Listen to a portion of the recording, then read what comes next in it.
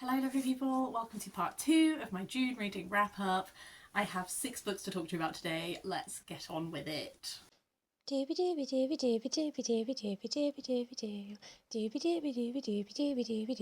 Sophie vlogs. I thought I would kick off with a book that I got really recommended to me when I was making my little stack of books that were tempting me, and that is Margaret the First by Danielle Dutton. I had a few people tell me how much they loved this book, and I'm really glad you did because it encouraged me to prioritise it, and I also really enjoyed it. This is it's like a historical fiction that is drawing on Margaret Cavendish, who was a writer in the during sort of like the English Civil War's time. Her and her husband were royalists, so they supported the Crown's cause, and she wrote a lot of things. The one that I have read is called The Blazing World, and it's sort of like a proto sci-fi. Like, she imagines this incredible world where it's like there's all of these different types of animal people, and they're all like scientists who explore different topics, and everything is made from like gemstones and diamonds and all of this kind of stuff. It's like part fantastical vision and then part like her espousing on her opinions of science and that kind of thing. It's like a very much like an interesting thing to read from the time it was written in. What I enjoyed about this is it is very small. I was intrigued because I was like, oh, quite a little book exploring this woman. As the chapters are short, it's like little glimpses of Margaret Cavendish, and you get sort of a sense of the essence without having to have like reams and reams of pages and really like go in depth and explore like her life from start to finish. You just get like little snapshots across the span in a way that helps you cut to the bone, if you will. I don't know if that's the right way of saying it. The way that this presents her is this woman who became incredibly famous and well known, but also in many ways was very isolated and not truly known by a lot of people in her life to like her soul, and her writings being these reflections of what is inside, and this relationship she has with like men of science and everything, and how she all of these like scientific advancements and how suspicious she is of them. I guess it's like this interesting way of taking someone who, even at the time, there were all these ideas about what she was really like, and then just like zooming into the heart of lots of little moments. I kind of really like that approach. Something about this really reminded me of Viper Wine by Hermione Eyre, which I loved. It's that book is also taking real historical figures. So it takes Sir Kenelm Digby, who was like very much like a learned man of a similar time, and his wife, who becomes obsessed with like trying to remain youthful and beautiful, and she starts consuming this thing called Viper Wine, and everything gets a bit like bonkers for a little bit. But that has a bit more. They're not the same. That is a longer novel, and it plays around a little bit at the edges with like Kenelm as a man of science kind of can see things like there's like a bit of a wibbly wobbly timey thing going on with him and his perception and like understanding of like scientific principles and that kind of stuff. So they're not like exactly the same, but there is something about how both of them approach these like real historical figures and capture some ineffable aspect of them, paint like a very alluring portrait of them, give you just enough that you feel compelled and intrigued by it, but not so much depth. There is this, I guess, that slight knowing when to give and when to not give you something. I don't know, I just found it very compelling and I really enjoyed it. Kind of like the writing style, you have this mix of like these really long descriptive bits, and then you'll have like some very short sentences that sort of bring your chapter to a close or something. Like, I don't know, just that mix of like give and take. Something about this I found really interesting in that way, so I did really enjoy this one. I guess carrying on a history route, an audiobook I listened to that is non-fiction is Muslim Europe by Tharik Hussain. I thought it was going to be like straight up history. Really, it's a little bit of a combination of history and travel writing. And Tharik Hussain is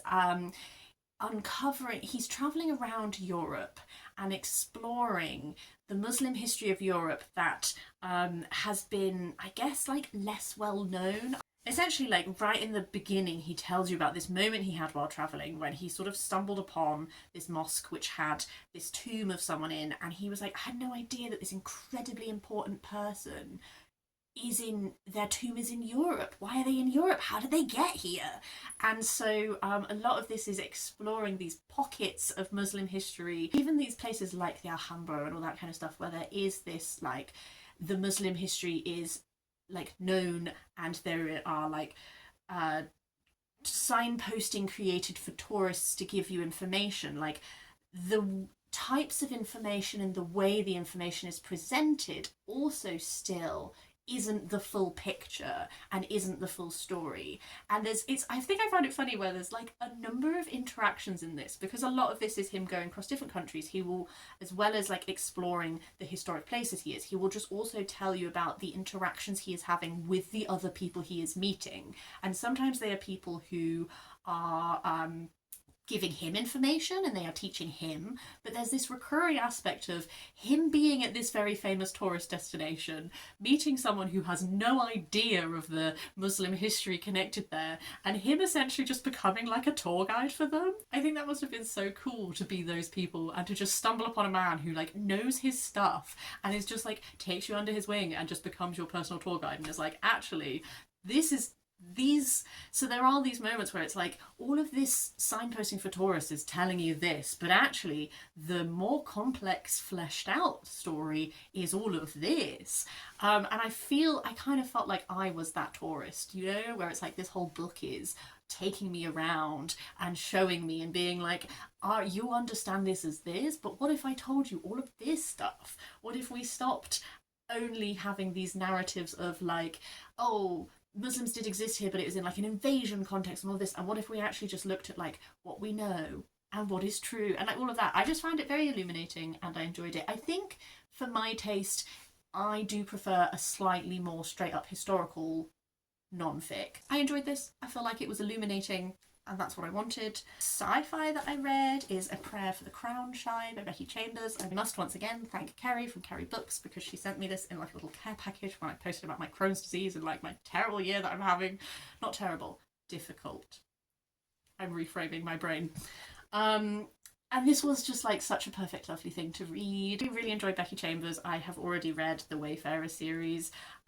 These are novellas rather than full-up novels, and they are exploring this. It's called Monk and Robot because your main character is a tea monk who is just essentially massively burned out with life and seeking purpose, and has gone off to the wilderness and has stumbled upon this robot who is the robots essentially, when they gained sentience and everything, humanity were like, you guys go off and do what you want and we promise not to bother you, like it's down to you if you want to re-establish contact. And this robot is like the person who has been sent to like re-establish contact. So the robot is like traveling around trying to discover like what humans want and all of this kind of thing, and the monk is kind of being their guide for that. I really enjoyed the first book. I also really enjoyed the second book. I think what I find so soothing is that this like painted vision of what a world could be where we do care about the world more and we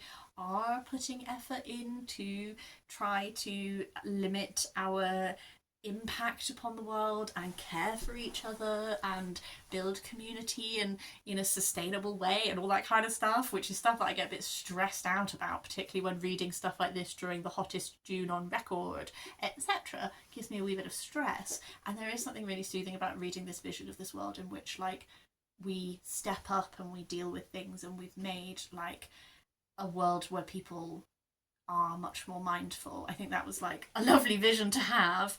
I also really enjoyed, like, I feel like a lot of the first book is the monk's like journey with, oh god, what is my purpose and all this kind of thing. And there's like an interesting flip side in this one, which is like the robots beginning to be like, what is my purpose other than, you know?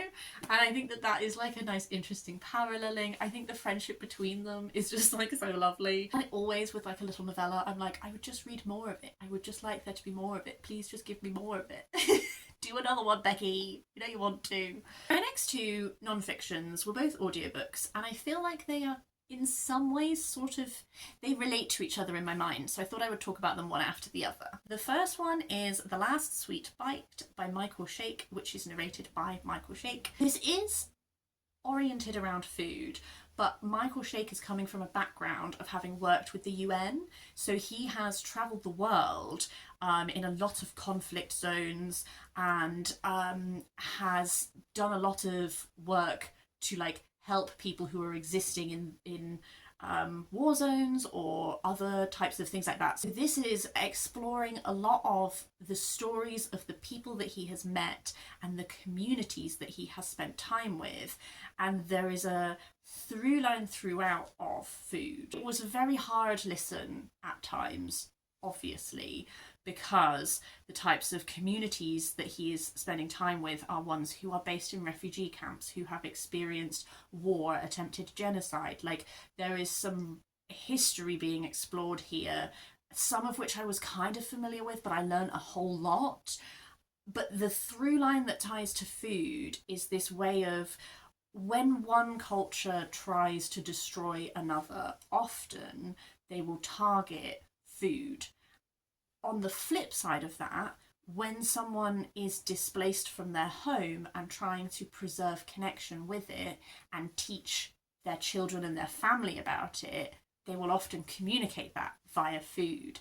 So there is this real reverence for the way that stuff like food and other cultural aspects, but like the act of feeding people and the act of feeding people things that are meaningful to you, that connect you to your heritage, and how unifying that is and all that kind of thing, and how it helps preserve your culture and your stories and all of that. I found this was a 5-star for me. I just thought it was a really brilliant book. I was incredibly moved by it. I really valued a lot of the stories. Like a lot of this is, he will be in the different places and he will be again meeting people, they will be telling him their stories, so he's passing them on to you. So you have these wider stories of the people as collective, and then you have these individual stories of people as specific. And yeah, I found it really moving. It was just really moving. I don't know if I have anything else to say. I found it really affecting. The other book is also like a food writing book, and that is How to Share an Egg, a True Story of Hunger, Love and Plenty by Bonny Reichert, which is also narrated by the author. This one was I got this from watching Savage Reed's channel, and I really enjoyed her talking about it. So it's been on my list to sort of like pick up, and then when I saw that my library had it on audio, I was like, let's go for it. This is I guess where it feels the connection is that How to Share an Egg, the title comes from the fact that her father survived the Holocaust, and there is this story of him and his brother essentially like trying to survive in the countryside of Poland, and like one time, and like sharing food together and stuff, and like one time like someone gave them just a single egg, and it's like, how do you share the egg? How do you both survive this moment? That strand that I feel like overlaps with The Last Sweet Bite is this importance of food during these incredible times of hardship. Like, her father did eventually leave Poland and come to Canada, and because he was just young enough, his brother wasn't. But also those young experiences and those times of hardship have really shaped how her father and mother as adults interact with food. The type of it's really important to them to have like the best because now they can, and all that kind of thing. So that I found really moving, like her father's experiences and all that kind of thing. A lot of this book is actually her own memoir, and I didn't really know anything about her before this, so everything I know about her is from the memoir. So I gather she is now like a chef, but she sort of became a chef like later in life after she'd had her children. So there's a lot of this about like just her life and like navigating all of that.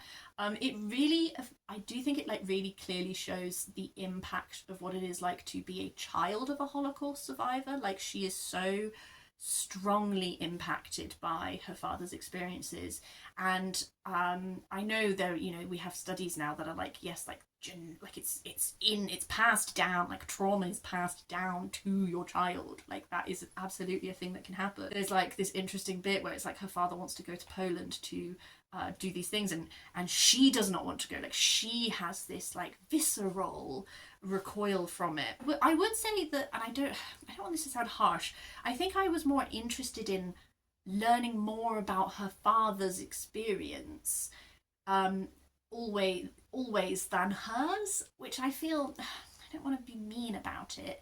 I think it was interesting that a lot of this book is spent with her father saying to her, we should write a book together, like you should write a book of my life, like that.